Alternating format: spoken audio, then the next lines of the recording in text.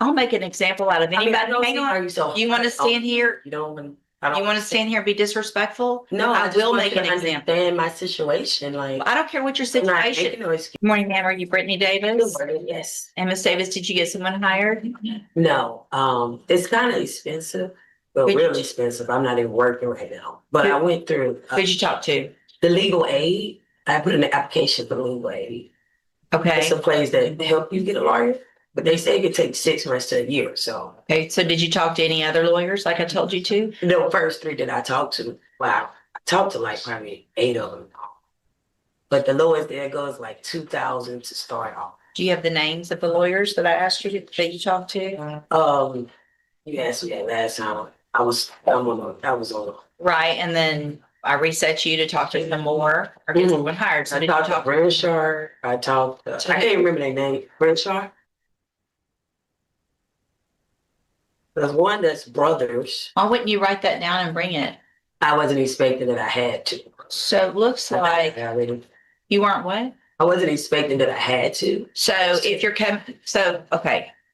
If I tell you to go talk to some lawyers and bring me the names of the lawyers you've talked to, and you don't think you can remember them, then I would think just common sense would tell you to write them down so that you could tell me that you did what I ordered you to do so that you wouldn't go back to jail, right? I did do what you ordered me to do. Okay. So I ordered you to bring back the names as well, not just talk to them, but bring back who you talked to so that I know who you talked to and that you're doing what I asked you to do, right?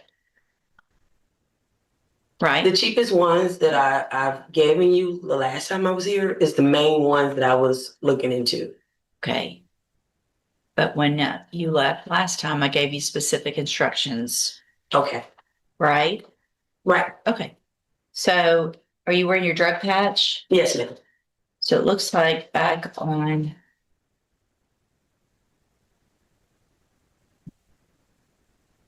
second.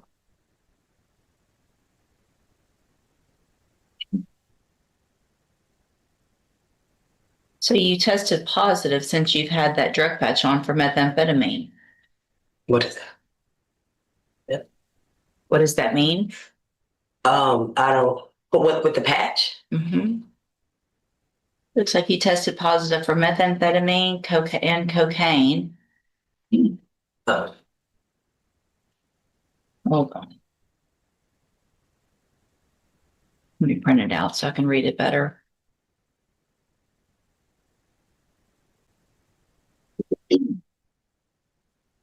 So last time you were in here, you had an issue because you had showed up with your drug patch in your hand, so they couldn't test it. So I tested you in court, and then I made you get the drug patch put on again and told you to keep it on. And then the drug patch that was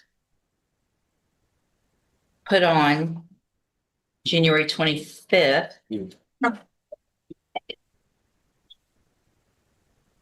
Which was the day before that court date. So you had one on, you had taken it in, you put it on, tested positive for methamphetamine and cocaine. Have a seat in the jury box. I'm going to have you tested this morning, and then I'll decide what to do.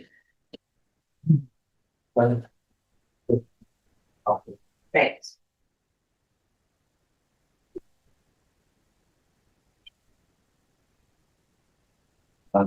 Actually, come on, ma'am. Come on back up here. I know what I'm going to do. So, Ms. Davis, obviously it is a violation of your bond conditions to use any illegal substances, right? And so you tested positive for cocaine and methamphetamine on that drug patch, in addition to in the past not having it on correctly, and you didn't do what I asked you to do or ordered you to do also here. So I'm going to raise your bond at this time for those violations to $100,000. You will keep your court-appointed attorney while you're in custody. They'll be out to see you, and we'll just see what we do with your case at that point. You can go back with the bailiff. Wow. Ma'am, come on back again. Oh, you want an example out of it? Let's see. I'll make an example out of anybody. Hang on. Are you so? You want to stand here? You don't. You want to stand here and be disrespectful? No, I just will want make you an to example. Understand my situation. Like, I don't care what your I'm not making situation. no excuses. Okay. I take accountability. Right. So you tested positive for methamphetamine and cocaine. I don't know how the patch work, ma'am. I haven't been doing any drugs. Well, you did something. I don't know if that's like the patch pickup sweat. I don't know if that's like after the process or what, but I haven't been doing anything. All right, go back with the bailiff. John, Richard, We have an open plea, route to all counsel in the, motion. but no agreement. No, Your Honor. Okay, get that. So, Good morning. Are you Ahmad LeBlanc? Yes, Your Honor. Mr. LeBlanc, please raise your right hand. Do you swear or affirm the testimony you're going to give in this hearing will be the truth, the whole truth, and nothing but the truth? Yes, Your Honor. All right, thank you. You can put your name on. And will your client waive the formal reading of the motion? he will, Your Honor. You want to read it again?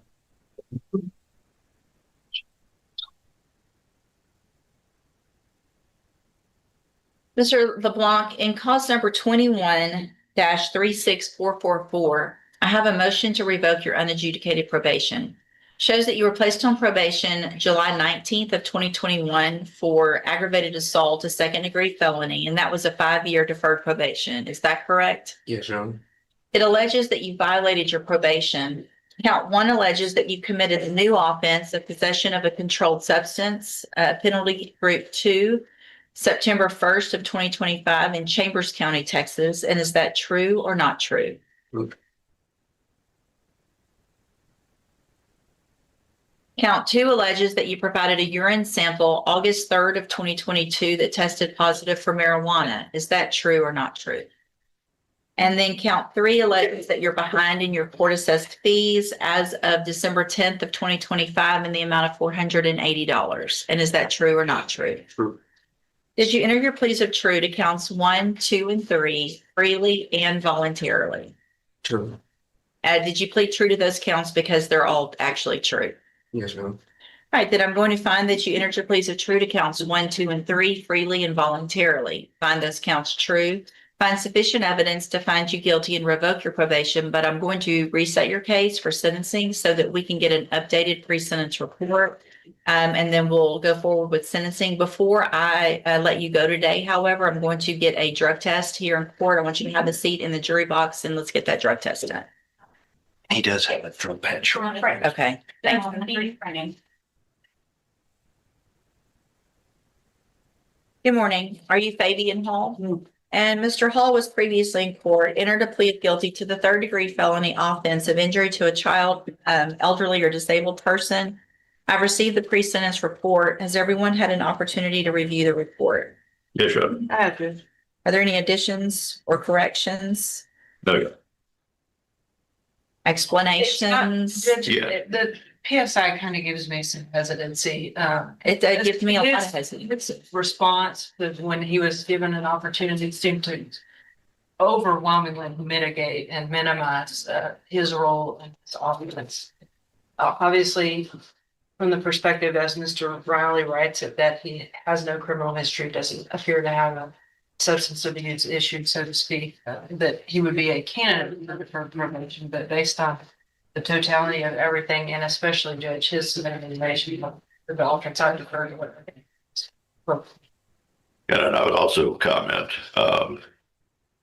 that the PSI itself talks about the fact that there's several factors in the defendant's background circumstances that favor leniency and sentencing. Well, And all of that depends on, he pled guilty to this. And then his version is, I was being a good father that I am. I took the kids to play. We laughed, we ate, we enjoyed. My daughter was feeling bad and I ignored the signs of sickness. She had a lacerated liver. And the allegation is that he kicked her. There's nothing in here. This is a complete denial of. no, it wasn't meant to. I talked to him extensively about that, Judge. What he tells me, and I have not talked to the probation department who wrote that, is that, and what he would tell you, that he never understood the officer to ask him specifically what is his version. This is of his case. writing. He wrote this. And then he wrote this because he explained to you why. Go ahead. Okay, so he asked me if there was anything else I wanted to say. I'll just let him know that yeah, I'm a good father and I do what I can for my kids. That was all. But you were not denying the fact that you committed the offense. So did you or did you not? Oh yeah, I was. Yeah, that's what I was saying. Yeah, I plead guilty to yes. I know you pled guilty. I was here for that. Mhm. Did you do what they charged you with? So what is the status now as far as access to children? It looks like there wasn't cooperation with Child Protective Service, which also gives me some concern. What do you see your children now? Yeah, I do. Do you have a court order? Not the one that I'm not supposed to. No, I'm talking about a court order from family court or anything that they. Did you go like through family? Like visitation. No, I wasn't given it. Okay. So you've got 5 children. And this says you live with your girlfriend and 4 of the children. Is that correct? Yes. But you did not complete the CPS service plan? Which, CPS got involved, right? yes, ma'am. And from what I'm reading, it looks like there was some resistance to following all of the recommendations and service plan from CPS. So, No resistance. I followed everything they asked me for. Yeah, that was a surprise to us is we had understood he had done everything they asked him to do under the family plan. and so does CPS, did they give you permission to be They told me I would with your children? have to be supervised with it, and I have been getting supervised. They never told me anything out of ordinary. So you're never at home with these children by themselves? No, no. And I'm always at work, so never at home by myself. Where's the 5th child? There's 5 and you live with 4. Yes, ma'am. Which one do you not live with? No, that's Nakai Fields. And who does Nakaya live with? Do you see her? No, ma'am. They wanted me not to. Right, so that's the victim in this office. Yes.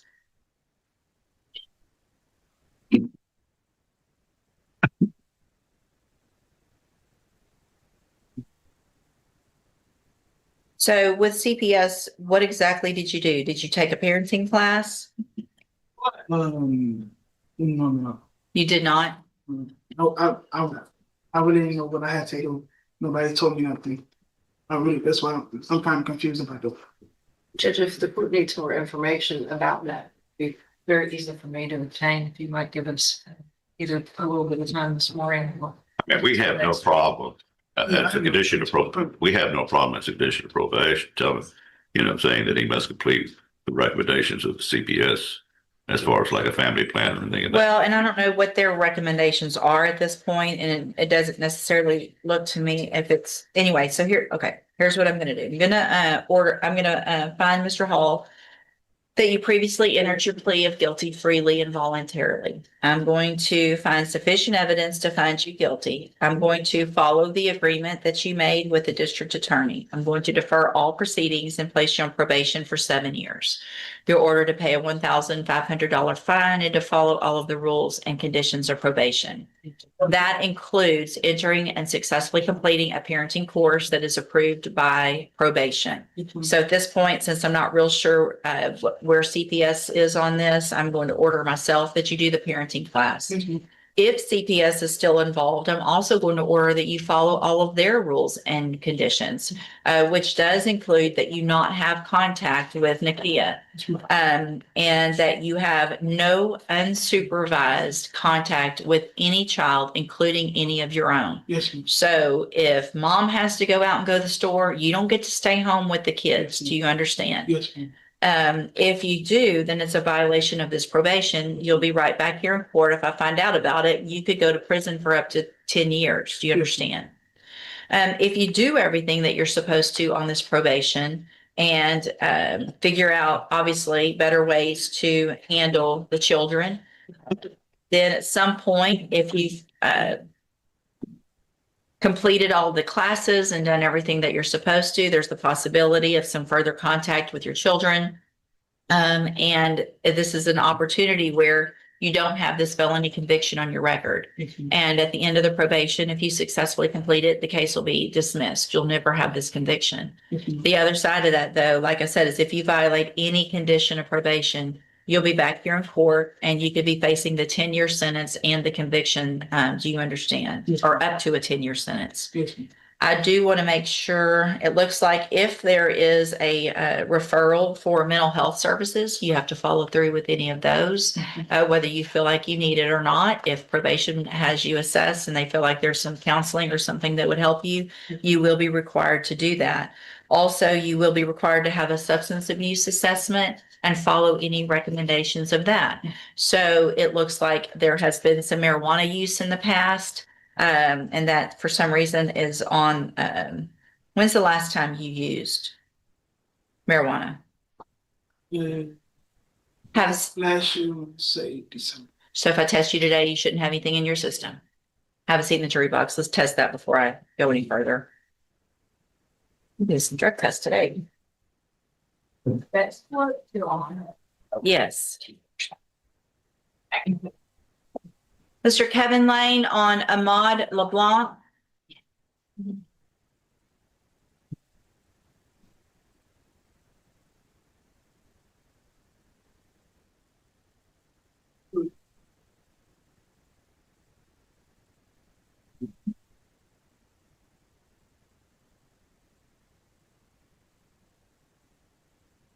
All right, so on Mr. LeBlanc's case, which is 21-36444, we went through the motion already, which is a motion to revoke unadjudicated probation, where Mr. LeBlanc is on probation for the second-degree felony offense of aggravated assault. He pled not true to counts 1, 2, no, pled true to counts 1, 2, and 3. I got a drug test done. Mr. LeBlanc tested positive for THC. And so obviously, when's the last time you smoked marijuana? The day I had to turn myself in for the probation. What made you think that would be a great idea?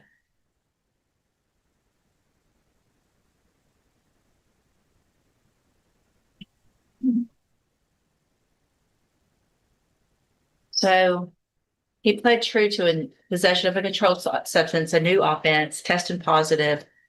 So at this time, Mr. LeBlanc, but I'm going to add, and I had already gone through all of that, correct? Yes. So in addition to the 7 years deferred probation, the $1,500 fine, the parenting class following CPS orders and all of that, I'm going to order that you enter and successfully complete the substance abuse track of the ISF program. Yes, ma'am. That means you will go into custody today. And you will complete the ISF program. And when you get out, you will do JCDI as your aftercare, which is an outpatient treatment program. Obviously, if you are doing and around people that are smoking marijuana and you've got 4 kids living with, where were your kids yesterday at the barbecue? Were they with you all? No, they wasn't on me. They were. with the mom. So instead of being the good dad that you're saying you are, you're out at a barbecue without your family. No, the family was there, not around me though. Okay, so your kids were there, but they weren't around the people smoking Yeah. marijuana. Okay. That sounds ridiculous, doesn't it? No, I'm being honest. I'm serious. Okay, They wasn't well, on me. you're gonna enter again, we're gonna hopefully get some better decision making done. If not, you're gonna end up back in here if Yes, you ma'am. violate any condition of probation, if Yes, you ma'am. test positive for marijuana, if you violate any of these other rules, you'll be back here in court and you'll be looking at a sentence between 2 years and up to 10 years. Yes, ma'am. I'm handing you the trial flip certification that shows this was an agreement that I followed, and so you've waived your right to appeal. You probably, you're gonna go with the bailiff. I think have a seat in the jury box so probation can go over that paperwork. All right, go back with the bailiff, sir. Morning. Morning. Good morning, ma'am. Are you Murphy Lopez? Speak up. Yes. And this is cause number 24 DCCR 0886. Ms. Lopez was previously in court, entered a plea of guilty to the state jail felony offense of driving with while intoxicated with a child passenger. There was no agreement in this case. I've received the pre-sentence report. Have you both had an opportunity to review that report? Have you? Yes, Your Honor. Any additions or corrections? None of them were Judge. Not from the state. So I want to start, I guess, with Ms. French on this one. This is a very typical kind of case where probation is typically the outcome. And so I guess I'm curious, obviously I understand and I saw the facts and that gives me some concern, but I think there's some treatment and things like that that could be, I guess, tell me, what's your position? I would like to see Ms. Lopez get some kind of treatment. My primary concerns based on the evidence that was presented in my file and also with the PSI was that the substance that was being abused and the fact that Narcan had to be administered. That was very disturbing from the state's point of view. And if there are we know there are programs regarding substance abuse, maybe issues with parenting, decision-making, definitely decision-making skills. There may be some kind of mental health issues or situations that she needs help with along those lines. The state is going to defer to the court on this one. But certainly we would hope to never see Ms. Lopez here again.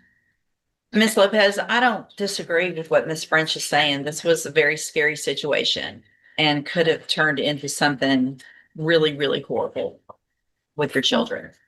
And so what I'm going to do today, I'm going to find that you entered your plea of guilty freely and voluntarily.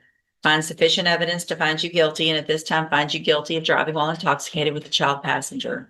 I'm going to sentence you to a term of 2 years in the state jail prison, but I'm going to probate that. You'll be on probation for 5 years. I'm ordering you to pay a $1,000 fine and to follow all of the rules and conditions of probation. Those are several things that are kind of typical. Also, there's going to be some that are especially for this offense. One is that you will enter and successfully complete the JCDI program. That is an intensive outpatient drug rehab program. You'll be required to follow all of the rules of that program. You're also going to be required to participate in any mental health services through Spindletop. So we're not trying to set you up to fail. What I want you to have is all of the tools necessary to be able to be successful. So if you're going to do a substance abuse assessment as well, if there's any other specific treatment that probation or that assessor thinks is necessary, then you're going to be required to do whatever it is that they ordered or that they recommend. Do you understand? Yes, ma'am. If you do everything you're supposed to while you're on this probation, then for all practical purposes, your case here in court is over. You will be able to serve your sentence out on probation. The other side of that, though, is if you violate any condition of probation at all, you will be back in court and you could be facing the 2-year sentence that I've already given you. Do you understand? Yes. Can I make a request, please? Sure. I mean, Miss Lopez is, I couldn't ask for her to be more cooperative with me and taking care of a case and taking this serious. She just, I mean, I'm sure the court has seen it in the PSI, but this is a wake up call to her, what she's told me. She doesn't have a significant history at all that I know of. She, after this incident, she has been required to wear a drug patch. And I get reports all the time that they're negative throughout her whole time on bond. Additionally, last week she called me freaking out because she took her kids to a water park and the patch came off. She said, what do I do? I said, call whoever installed it and tell them. And she said, I've already done that. So well, you ought to be fine then. So she went and got it replaced. She has got her associate's degree. She's got a job. She's trying to better herself even further, trying to become a physical therapist. And she's already taken a parenting class. I'm just wishing she could get deferred because I'm worried about the conviction. I don't think That's so. right. You're right. You're right, Judge. You're correct. You can't.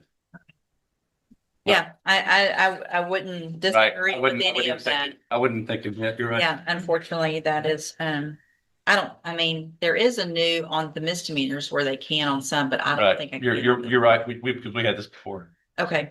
All right. So, I'm going to hand you the trial court certification. It shows this was not an agreement. There's some rights to appeal. You can talk to Mr. Parker about that. If you'll just have a seat here in the courtroom. What? Yes, ma'am. Firearm admonition. This is an adjudicated. Oh, thank you. Also, I'm going to hand you the A written admonition regarding your ineligibility to possess a firearm or ammunition. Because of the judgment entered against you, you're ineligible under Texas law to possess a firearm or ammunition. Possession of a firearm or ammunition could lead to charges against you. So if you have any questions about the laws that make you ineligible to possess a firearm or ammunition, or about how long that lasts, you can talk with Mr. Parker. All right. So just have a seat in the courtroom. Probation is going to call you to her desk when she's ready to go over your paperwork. So just watch for her to call your name. Good luck to you, ma'am. Thank you, Mr. Parker. Thank you, Ms. French. Good morning, sir. Are you Austin Tebow? And this is cause number 26, DCCR 1102. Mr. Tebow is charged with publishing or threatening to publish intimate visual material. And what is the announcement? Yes, Judge, I believe this is Mr. Gomez's first setting. We're just asking for a reset to work the discovery. All right, any issues? I'll just do a normal reset, Mr. Tebow. That's about 30 days or so. Make sure you get in touch with and visit with your attorneys before the next court date so you can go over all of the discovery that they've received, and we'll see if we can get an announcement. All right, you're free to go. Thank you. Good morning. Are you Matthew Pham? Yes, ma'am. And this is 18-29698. Mr. Pham has a motion to adjudicate on a probation filed. Underlying offense is theft of cargo. And what is the announcement? Your Honor, I'd like a little bit of time, please, to figure out what's going on with these misdemeanor allegations. Those are also old, and those may resolve, which could help us resolve this. We're also potentially able to make a pretty significant payment towards the restitution. I've informed the state of that this morning, and I'd like to see if we had a little bit more time. Also aware of how old this. So this motion was filed back in 2022, and we haven't had any contact with Mr. Pham since then. Is that correct? Mr. Smith, any issue with it? So it was pled to a third degree. It's still a third degree. I believe it was the amount was more than that, but maybe restitution was paid up front or something. I'm not exactly sure. Restitution was ordered in the amount of $99,999, and it was pled, I guess, from a second to a third for a 10-year deferred back in 2019.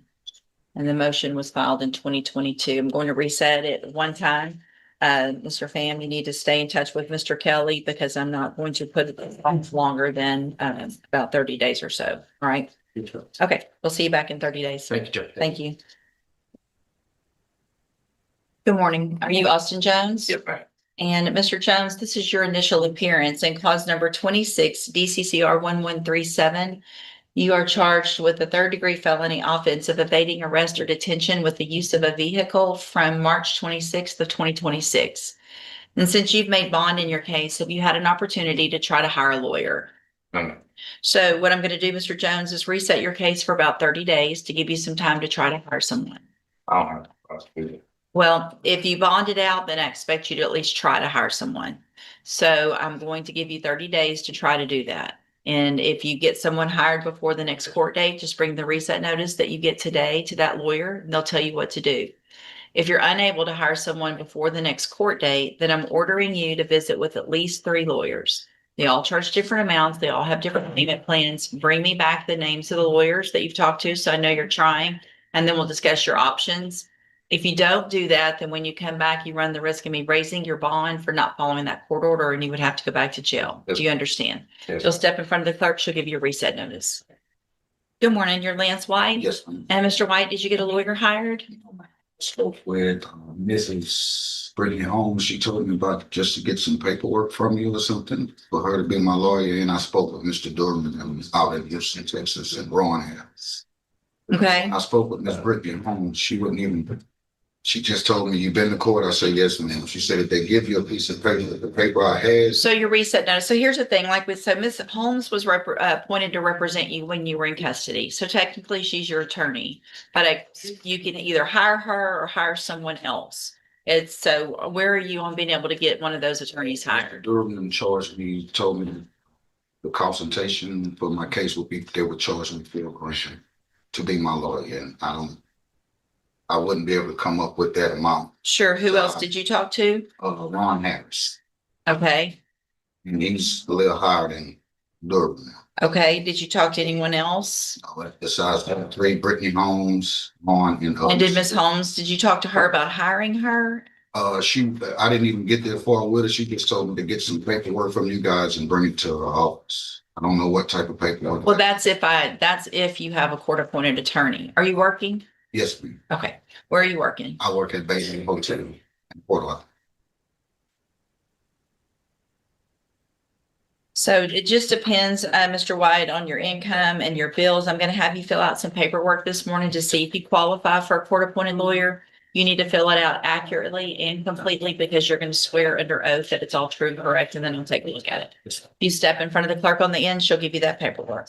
And sir, you're Tevin Edmondson? Yes, ma'am. And Mr. Edmondson, were you able to get someone hired? I was originally gonna go with Miss Britney Holmes, but I had this accident, so my funds kind of got messed up. So I spoke with Mr. Marvin Lewis, and he's willing to work with me. So this evening I will meet him, and you can give me like a week or 2 week reset, and I have more information for you Okay, so you think you're going to be able to get Mr. Lewis hired? for sure. Okay, well, I'll give you just a normal reset. That'll give you 30 days, Yeah. right? So if you get Mr. Lewis hired, just bring the reset notice that you get today to him. He'll tell you what to do. If for some reason that's not going to work out, talk to some other attorneys, see if there's someone else. If there's still an issue because of your accident, just bring me some documentation of that and then we'll talk about your options, okay? I apologize again for this. It's okay. I totally understand. Thank you, sir, for the apology. Step in front of the clerk. Good morning. Are you Marin? Is it Ezel? Ezel? And Mr. Ezel, this is your initial appearance in cause number 26 DCCR 1062. You're charged with theft of property with previous convictions from April 8th of 2026. Your indictment alleges several prior offenses of, well, it looks like a few of theft, and then there's some possessions back in 2009. Since you've made bond in your case, have you had an opportunity to try to hire a lawyer? Let me look at something real quick. So what I'm going to do is reset your case for about 30 days to give you some time to try to hire someone. If you get someone hired before the next court date, then I'm ordering you, or then just bring the reset notice that you get today to that lawyer if you hire someone. If you're unable to hire someone, then I'm ordering you to visit with at least 3 lawyers. They all charge different amounts. They have different payment plans. Bring me the names of the lawyers that you talk to so I know you're trying, and we'll discuss your options. If you don't do that, then when you come back, you run the risk of me raising your bond for not following the court order, and you would go back to jail. You understand? Step in front of the clerk. She'll give you your reset notice. Good morning, sir. You're Levester Hassan. And Mr. Hassan, did you get someone hired? Hired. Who'd you talk to? And person. That's what I was trying to get. Who? I remember his name. But where's the one I was trying to get from last time? So if you're unable to get him hired, I'm pretty sure I told you to at least talk to some others to see where are you on the getting somebody hired. That's it. Well, who else have you talked to? How do you know they're all employed?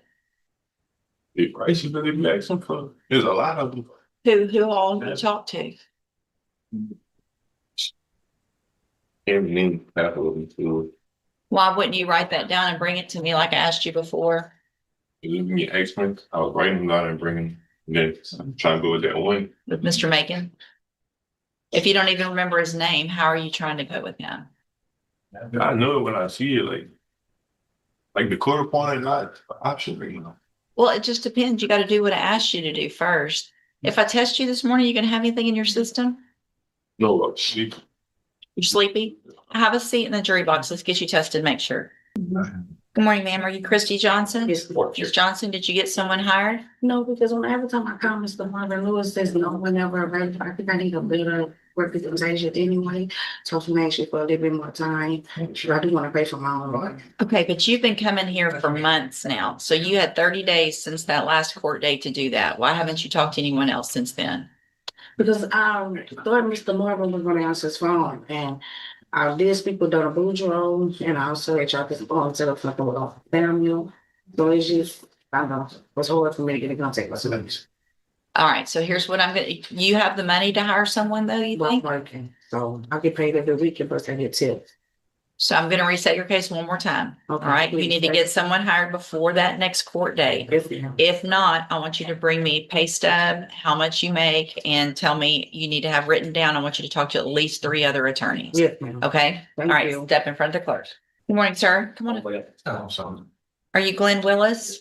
Mr. Willis, this is your initial appearance in cause numbers 26 DCCR 0989 and 26 DCCR 0990. In each of those cases, you're charged with aggravated assault with a deadly weapon from December 2nd of 2025. And since you've made bond in your case, both of those cases, have you had an opportunity to try to hire a lawyer? Yes, ma'am. It's Dustin Galmore. Miss Haley's supposed to represent you here at 9 o'clock. Good morning. Miss Simmons is here. On Glenn Willis. I believe he retained just late last night, Your Honor. We'll probably be filing a letter of rep today. Okay. So you've actually paid Mr. Galmore and took care of all that. Okay. So what I'm going to do is just reset it to another designation, but once they get that filed, they'll let you know when your next court date is, but I'm going to have you sign a reset today. You can give that to Ms. Simmons. They'll let you know when you need to be back if it's not on that day. Okay. Step in front of the clerk. Thank you, Ms. Simmons. And Ms. May, this is cause number 23 DCCR 2188. You have a motion to revoke your unadjudicated probation. Look at something.